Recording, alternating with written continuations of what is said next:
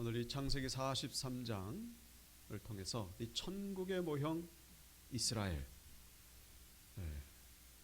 이라는 내용으로 함께 은혜를 나누기를 원합니다.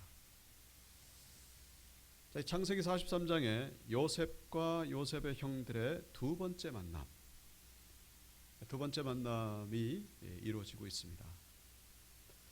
첫 번째 만남과 가장 큰 차이점이 있다면은 이 두 번째 만남에 베냐민이 동행하고 있다는 것이죠. 막내 베냐민이 이 두 번째 만남에 동행하게 된 것인데, 이 베냐민이 함께하기까지가 참 우여곡절이 많았습니다. 쉽지 않은 그런 과정이 있었죠. 왜냐하면은 이 아버지 야곱이 워낙에 반대했기 때문에 절대로 이 베냐민은 애굽에 내려보내지 못한다. 베냐민을 애굽에 내려보내면은 요셉을 잃어버린 것처럼 이 베냐민도 잃게 될 것이다 라고 그렇게 생각을 했기 때문이죠. 자, 그래서 여기 1절과 2절 잠깐 보시면, 그 땅에 기근이 심하고 그들이 애굽에서 가져온 곡식을 다 먹음에 그 아버지가 그들에게 이르되 다시 가서 우리를 위하여 양식을 조금 사오라. 자, 이 첫 번째 애굽에 가서 양식을 사왔습니다마는 기근이 그칠 기미를 보질 않습니다. 여전히 기근이 계속되고 양식은 다 떨어지고, 그래서 결국 이 야곱이 아들들에게 다시 애굽에 내려가서 양식을 사오라고 이렇게 얘기를 합니다. 자, 그때에 이 네 번째 아들 유다가 그런 얘기를 하죠. 이번에 내려갈 때는 이 막내 베냐민을 데리고 가야 이 애굽의 총리를 만날 수 있고, 그렇게 해야 양식을 살 수 있을 것이라고 그렇게 얘기를 하니까 야곱이 그냥 역정을 내죠. 왜 쓸데없이 막내 베냐민을 얘기하는 바람에 왜 그렇게 나를 이렇게 힘들게 하느냐고. 근데 유다가 뭐라고 얘기를 합니까? 우리가 먼저 베냐민을 얘기한 것이 아니라 애굽의 총리가 우리 가족에 대해서 이미 다 알고 있는 것처럼 부모는 평안하냐, 그리고 막내는 잘 있느냐 물어보길래 우리는 그렇게 대답했을 뿐이라고. 우리가 먼저 얘기한 것이 아니고 물어보길래, 만약에 거짓말을 하게 되면은 우리는 어떻게 될지도 모르니까 솔직하게 얘기한 것뿐이다고. 그랬더니 야곱이 더 이상 할 말이 없죠. 양식은 사야 되겠고. 자, 그래서 결국 이 베냐민을 보내는데 그냥 보내는 것이 아니라 오늘 마지막 절에 봤죠. 11절에 뭐 가나안 땅의 특산품 이것저것 싸가지고 그리고 가라. 그리고 또 지난번에 첫 번째 방문했을 때에 돈을 그냥 가져왔는데 그 돈도 갑절의 돈을 가지고 가라. 여러분, 처음 방문했을 때에 이 야곱의 아들들이 이 양식을 사느라고 돈을 지불했는데 요셉이 그 돈을 형들 몰래 양식에다가 집어넣어가지고 다시 보낸 것이죠. 그 형들은 집에 와가지고 그걸 알게 된 것입니다. 양식을 쏟아내 보니까 그 안에 그냥 돈이 막 떨어지는 거예요. 깜짝 놀래가지고 이게 도대체 무슨 일이냐, 이거 잘못하면 우리가 큰일 나겠다 그래가지고 이걸 다시 돌려줄 생각을 하고서 이제 두 번째 그 돈을 이제 가지고 가게 된 것이죠. 그리고 나서 이 베냐민을 이 야곱이 보내는데, 이 야곱의 그 아주 그 유명한 고백이 14절에 나오는 것을 보게 됩니다. 14절 후반절에 보시면은 뭐라고 고백합니까? 내가 자식을 잃게 되면은 이르리로다. 내가 자식을 잃게 되면, 이 누구 얘기? 베냐민을 얘기하는 것이죠. 베냐민 잃게 되면은 할 수 없다. 그건 하나님의 뜻이다. 이렇게 어떻게 보면 자포자기라고 할 수 있고, 어떻게 보면은 하나님 앞에서 이 자식을 내려놓는 그런 모습을 우리에게 보여주고 있습니다. 비로소 베냐민을 내려놓는, 바로 이 순간을 위하여 어떻게 보면 하나님께서 사건을 지금까지 인도해 오신 것이 아닐까. 이 야곱의 고백은요 너무나 중요한 고백입니다. 이건 어떻게 보면 하이라이트예요. 하이라이트. 자식을 잃으면 잃게 되리로다. 이 고백을 하게끔 하기 위하여. 왜요? 이 고백이 있어야 비로소 오늘 말씀의 제목은 뭡니까? 이스라엘. 이스라엘이 이루어질 수 있기 때문에 베냐민이 가야 되는 거예요. 가지 않으면은 이스라엘 나라는 이루어질 수가 없습니다. 제가 언젠가 37장을 시작하면서 그런 말씀을 드린 적이 있습니다. 야곱의 족보는 이러하니라. 요셉이 17세에 소년으로서 그의 형들과 함께 양을 칠 때에, 자 37장부터 요셉의 이야기가 시작되죠. 근데 이 내용은 요셉의 이야기입니다만은 이 결국은 요셉의 이야기가 아니라 누구의 이야기? 야곱의 이야기다. 그래서 야곱의 족보는 이러하니라 그러면서 시작되는 거예요. 족보에 해당되는 게 톨레도트인데 이게 원래 뜻은 역사라는 뜻입니다. 역사. 어떻게 역사가 흘러갔는지, 야곱의 역사가 어떻게 흘러갔는지 이제 요셉을 통해서 이야기하겠다 그런 얘기죠. 요셉이 주인공이 아니에요. 야곱의 주인공이죠. 그런데 야곱 개인의 초점을 맞춘 게 아닙니다. 사실은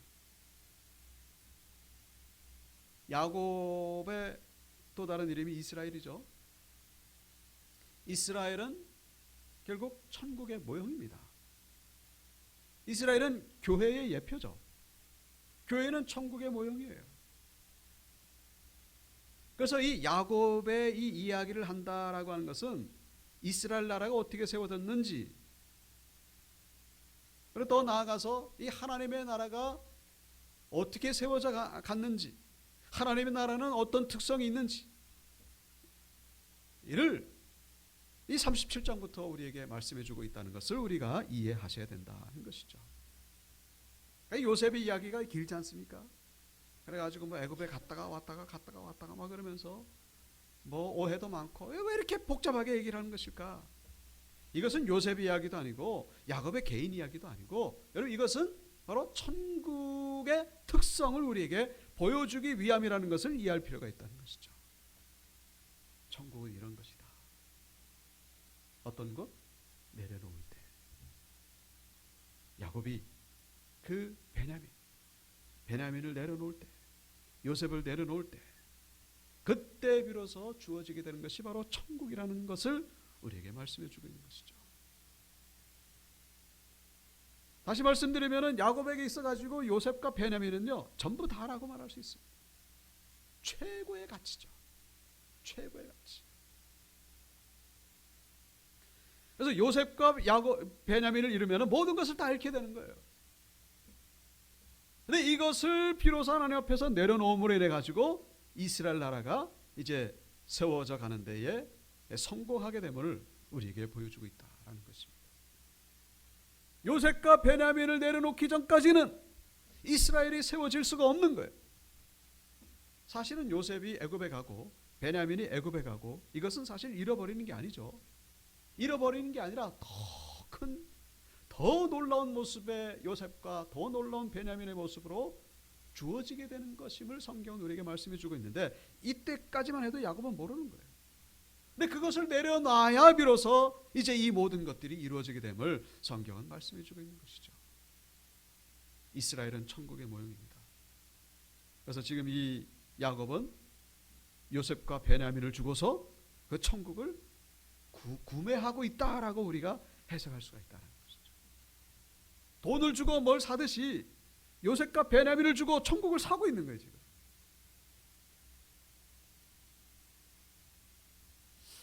그래서 마태복음 13장 44절 천국에 대한 예수님의 비유죠. 뭐라고 말씀하고 있죠? 천국은 마치 밭에 감추인 보화와 같으니 사람이 이를 발견한 후 숨겨두고 기뻐하며 돌아가서 자기의 소유를 다 팔아 그 밭을 사느니라.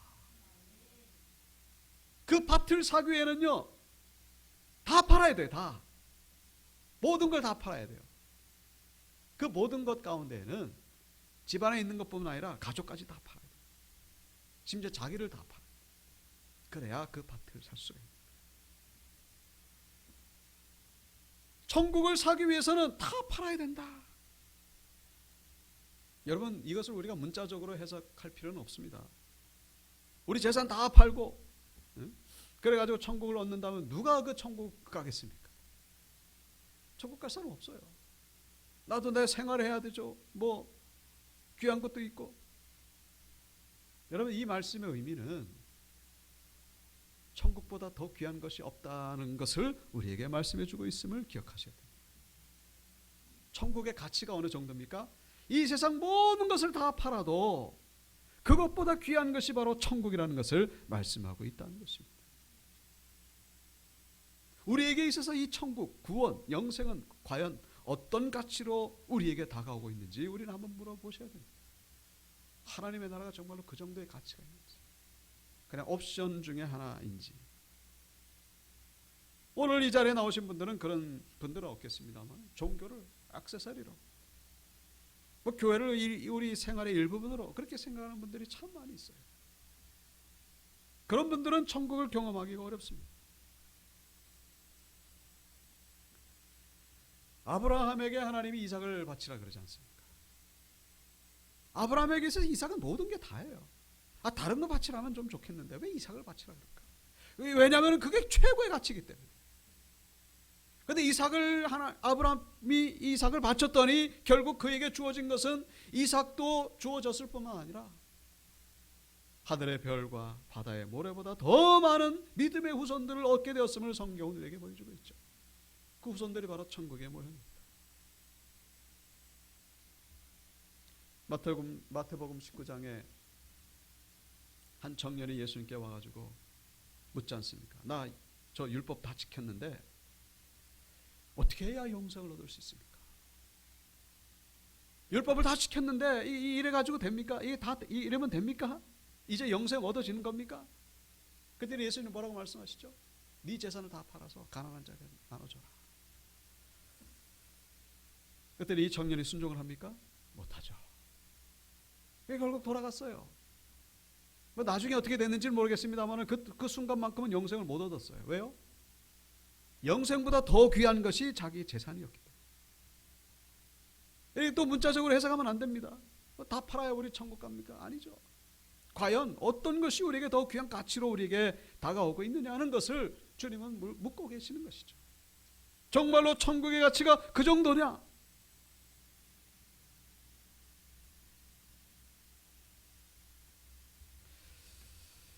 그래서 우리는 가만히 생각해 보면요, 정말 부자라고 말할 수 있습니다.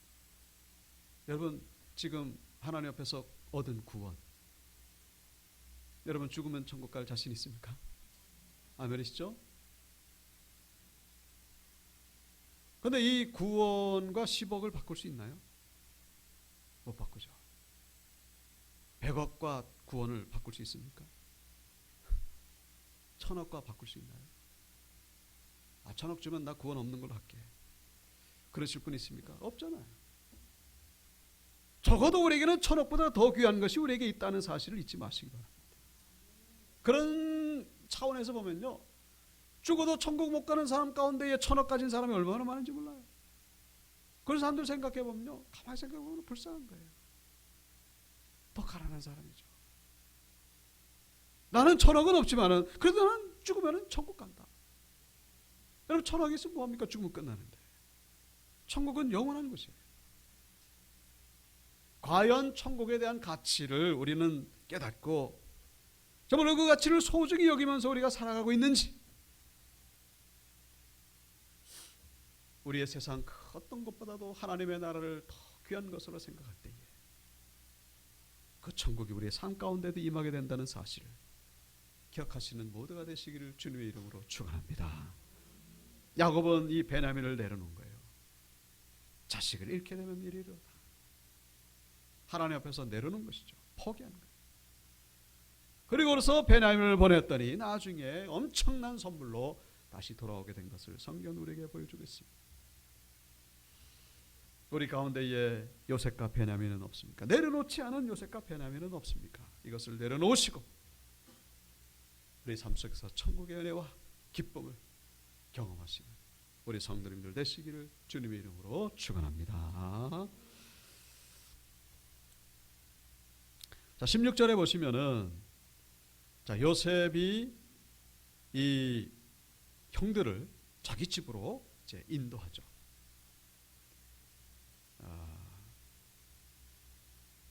그래서 잔치를 베푸는 그런 모습을 우리에게 보여주고 있죠.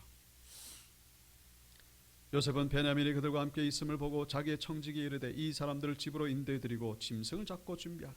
이 사람들이 정오에 나와 함께 먹을 것이니라. 청지기가 요셉의 명대로 하여 그 사람들을 요셉의 집으로 인도하니 그 사람들이 요셉의 집으로 인도되매.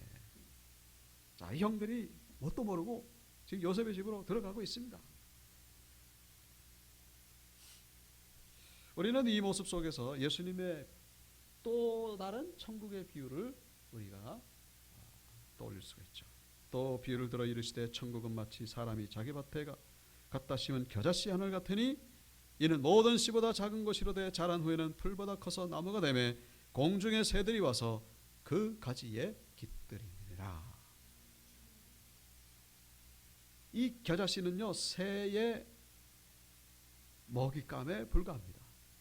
근데 이 겨자씨가 자라서 겨자나무가 됐더니 결국은 이 새가 그 겨자나무에 와가지고 둥지를 틀고 깃들이게 되는 그런 상황이 벌어지게 되는데, 바로 천국이 그와 같다는 것을 주님이 말씀하고 있죠. 천국의 능력 혹은 천국의 승리라고 말할 수 있겠죠. 여러분, 지금 왜 이 말씀을 드립니까? 요셉은 마치 겨자씨와 같았어요. 요셉의 형들은 새와 같았죠. 그래서 이 요셉의 형들이 요셉을 잡아먹으려고 그래가지고 애굽으로 쫓아내버렸습니다. 근데 어떻게 됐죠? 지금 요셉의 형들이 뭣도 모르고 두려움 속에서 이 요셉이 마련해 놓은 그 엄청난 규모의 잔치에 거기 들어가고 있는 모습. 마치 새가 겨자나무에 와가지고 깃들이는 것처럼 그런 모습을 우리에게 보여주고 있습니다. 자, 그래서 이 요셉의 생애를 한 단어로 말한다면은 승리라고 말씀드린 적이 있습니다. 요셉은 승리한 거예요. 그냥 형들에게 한 주먹거리도 안 되죠. 그냥 생사여탈권이 형들에게 있었는데 아무것도 할 수 없었던 요셉인데 결국에는 승리해서 이 형들을 품어주는 승리가 뭡니까? 그냥 패배시키고 그 위에 올라서고 이것이 아니라 사랑으로 감쌀 때에 그것이 진정한 승리라는 사실을 요셉은 우리에게 보여주고 있는 것이죠. 승리, 천국을 품은 자는 이렇게 승리하게 된다는 사실을 우리에게 말씀해 주고 있습니다. 로마 제국 내에서 기독교가 얼마나 핍박을 많이 받았습니까? 순교자를 셀 수도 없죠. 얼마나 많이. 근데 놀랍게도 이 시간이 지나면서 점점 이 기독교의 로마 제국 내에서 기독교는요, 그 위치가 나중에는 교황이 나오잖아요. 로마 제국의 황제는 교황의 인준을 받아야만 황제가 될 수 있었죠.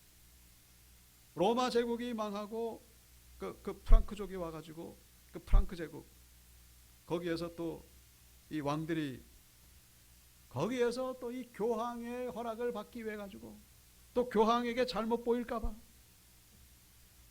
물론 이것을 가리켜서 우리가 승리라고 말하기는 어렵겠습니다만 중요한 것은 그 유럽 세계가 기독교 문명, 기독교 사상, 기독교 신앙으로 모든 마을들 중심마다 다 교회와 성당이 세워지고 지금은 많이 변질했습니다만 여러분, 이것이야말로 이 신앙의 승리, 천국의 승리가 아니고 무엇이라고 말할 수 있겠느냐 하는 것이죠. 이 요셉의 승리는 교회의 승리의 예표라고 말할 수 있습니다. 이렇게 승리할 것이다 라는 것이죠. 그리고 또한 이런 길을 갈 것이다.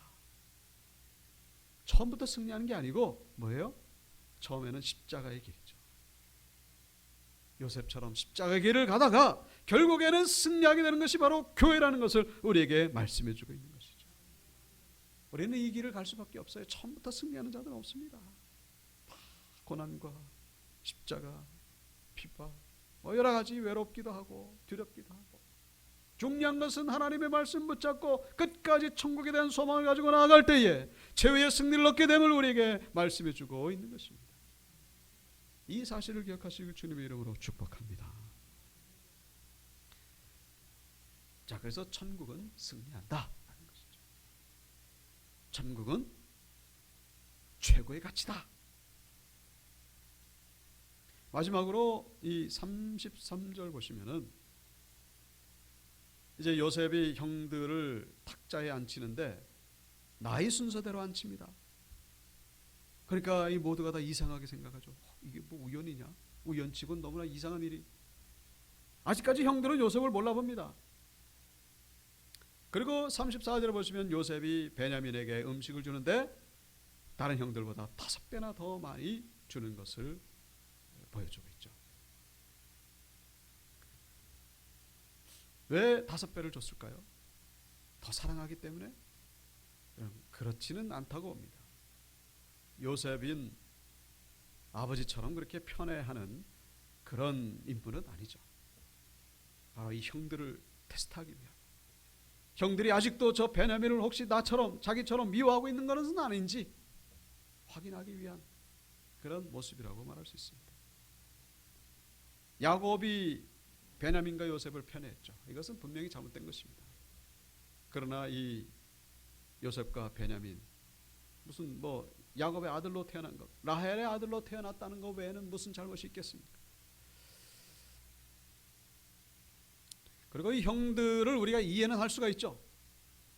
아버지가 편을 하니까 질투가 나고 시기가 나고, 혹시 아버지의 모든 재산 상속권이 요셉이나 베냐민에게 넘어가는 것은 아닐까?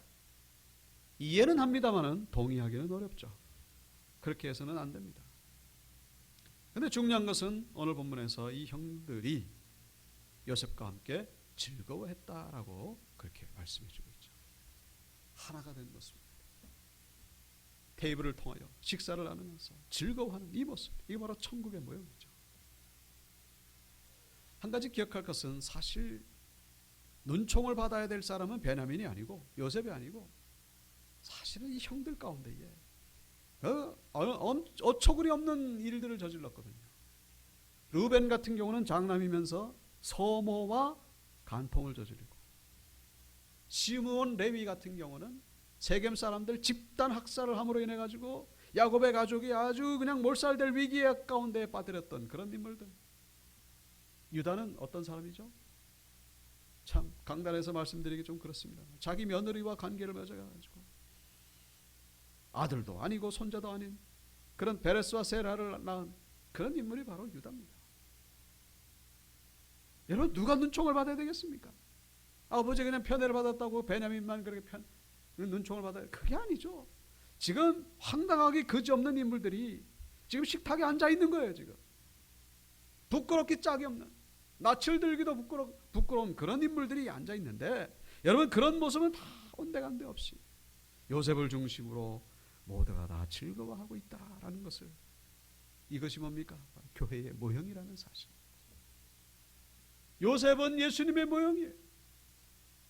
요셉을 중심으로 형제들이 모두가 다 즐거워하고 있는 것, 이것이 바로 예수님을 중심으로 모두가 다 함께 기뻐하고 즐거워하고 화평하고 평안함을 누리는 것, 이것이 바로 우리 교회가 닮아가야 될 모습이고, 이것이 바로 천국의 모형이라는 사실을 우리에게 말씀해 주고 있습니다. 그래서 우리는 예수님을 중심으로 하나가 되기를 힘써야 된다라는 사실입니다. 하나 되는 건요, 의지 가지고 되는 게 아니에요. 계획 가지고 되는 게 아닙니다. 얼마나 많은 사람들이 하나 되기를 위해서 힘쓰고 있습니까? 지금도 월드컵 그것도 조금 하나 되기를 위해 힘씁니다만 택도 없는 얘기죠. 우리 정치인들도 얼마나 하나 되기를 힘씁니까? 한계가 있는 거예요. 인간이기 때문에. 오직 하나 되는 것은 예수님 안에서밖에 가능하다라는 사실, 예수님 안에서만 가능하다는 사실을 우리가 잊어서는 안 된다는 것입니다. 예수님을 중심으로 있는 하나가 되기를 힘쓸 때에 우리는 천국을 누리게 된다는 사실 기억하시고, 예수 잘 믿고, 그래서 하나님이 기뻐하시는 믿음의 공동체, 연육교회를 세워가시는 우리 권속들 다 되시기를 주님의 이름으로 축원합니다.